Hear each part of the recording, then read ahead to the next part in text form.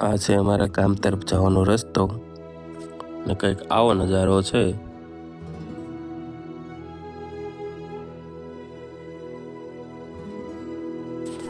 ગામમાં પહોંચતાની સાથે મોરના દર્શન, શું વાત છે। અને હવે આગળ વરસાદે તો હવે ભારે કરી છે, હવે આ બંધ થાય તો સારું છે। હવે બહુ હેરાન કર્યા આ વખતે તો। અને હવે જવાનું છે આપણે જમરાળા ફકડાનાથ બાપાની જગ્યાએ।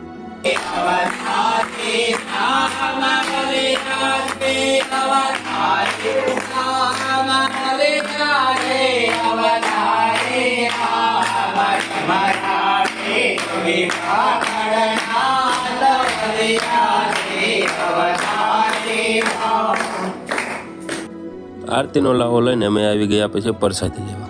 જય ફકડાનાથ। હવે અમારો વિડીયો સારો લાગ્યો હોય તો લાઈક અને ફોલો કરતા જજો। જય શ્રી કૃષ્ણ।